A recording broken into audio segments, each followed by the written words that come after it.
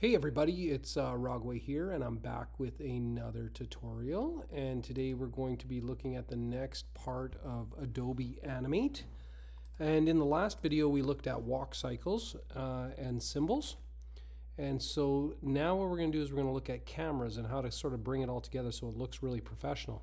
So in this tutorial you're going to be opening the swamp file. You're going to see there's a Shrek file there as well, but we're going to focus on the swamp file here. So let's open that up. And once you get that open up, you're going to see this image of a, a swamp forest and a swamp that's within it. What we're going to do is we're going to just go to the corner here and we're going to just zoom out, go fit in window so that we can see the entire swamp. And you'll notice here on this particular image, if I sort of switch to the hand here and I scroll across, this, oh, sorry, I got to zoom out a little further.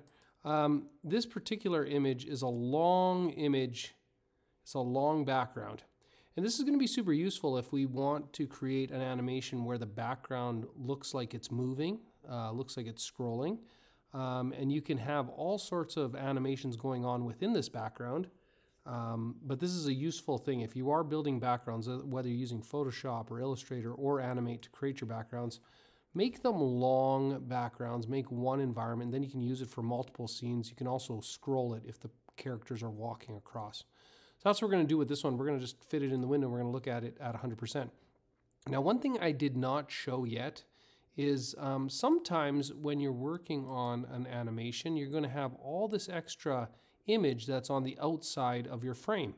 And this is called the workspace out here. And that can be really useful because you can store stuff on the outside of the frame for when you're ready to use it. But sometimes it can be confusing where you don't know what the viewer is actually going to see. So you're going to want to click this little option here, which will allow you to turn off the outside of the workspace, or you could turn it back on so you can see what you have outside. Again, this is what the viewer is actually going to see when they watch your animation. So in this case, we're seeing exactly what's on stage. So we've got a layer, it's called background. And you can see that if we hit the little eyeball, the only thing that's on there right now is that image. And we're going to make it look like this background is moving. But before we do that, we're going to click the new layer button here, the little plus. And we're going to create a new layer. I'm going to call it Axe Dude. All right, so this is going to be a guy that's going to be walking across the stage. And if you go to your library, okay, depending on your layout, it'll be somewhere along the side, or you can go up to Window, Library. You're going to see some assets that I've already gotten here, and one of them is the Axe Dude, this guy that I ripped off of, it could have been from a video game or another animation, but basically it's a guy that is going to be walking through this forest. So we're going to take the Axe Dude, we're going to drag him over to our stage, and we're going to let go. Now again, one thing to make sure is that you're on the Axe Dude layer and that you're on frame 1, and that's where he's supposed to be. All right, just right on that first frame. We're going to position him somewhere about here so that he looks like he's sort of just entering this sort of scene. Now, one thing I'm just going to review from our walk cycle tutorial. This Axe Dude is a symbol. Okay, he's a graphic symbol. And if I double click him, inside of him is an entire walk cycle. All right, there it is. So again, what I had to do was find that and put that into this symbol so that he basically will walk forever on the spot. And what we can do is, first of all, we need to extend how long it's going to take for this to happen. All right. So one thing, again, I'm not sure if I've shown is down here on your timeline, you have this little scroll bar. And what this will allow you to do is allow you to zoom in and zoom out on your timeline. So you can see more time or less time depending on what you want to do. Okay, so in this case, what we're going to do is we're going to go to the 4-second mark. All right, you'll see that we're running at 8 frames per second, which is pretty low, but it should be okay. We're going to go to the 4-second mark, and we're going to right-click and put a keyframe. We're also going to do the same on the background because the way it is right now, the background just ends after frame 1, so it doesn't exist. So what we want to do is at 4 seconds on the background layer, we also want to right click and insert a keyframe. And now our background will join us at 4 seconds. And you'll see that this guy is walking on the spot exactly as we'd expect. Now, let's say we're making an animation and we just wanted this guy to stay in this position, but we wanted it to look like he was walking through the scene. What we could do is we could tween the background, okay? So the background right now, if we unlock it, the background is a symbol. So on frame 1, we can have it in this position. But let's say at the 4 second mark, the background moves. And by the way, if you want to move it in a straight line, you can hold Shift. And let's say the pond or the little lake or whatever becomes centered like that, okay? And then what we could do is we could simply apply a tween, all right? So anywhere in between this gray area on the background layer, we're gonna right click and we're gonna create a classic tween.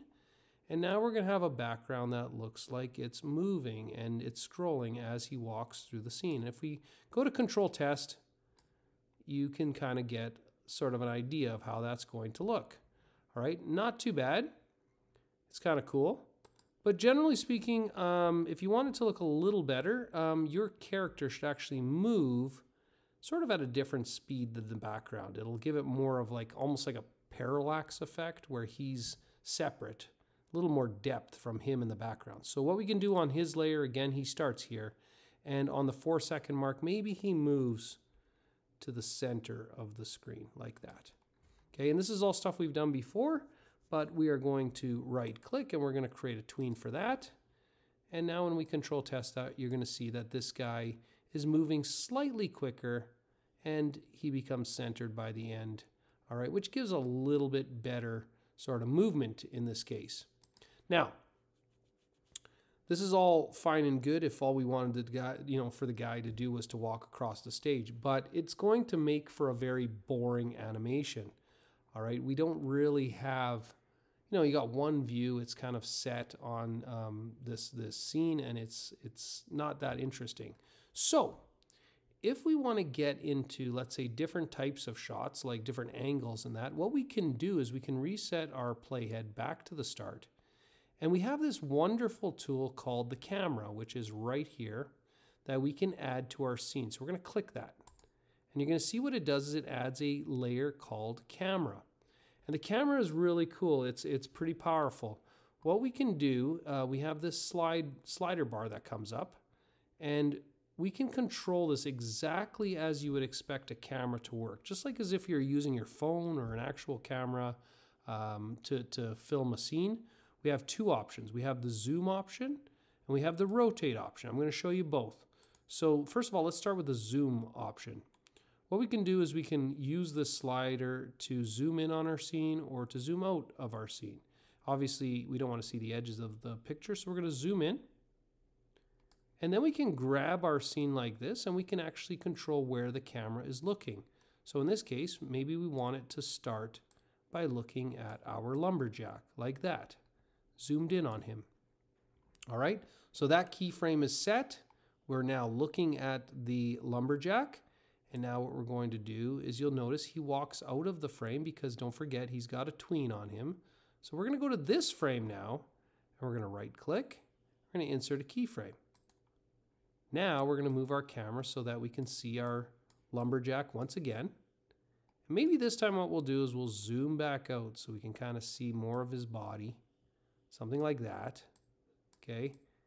And now we'll also maybe use the rotate feature. So you see this little arrow next to the camera, this option here, we can click that.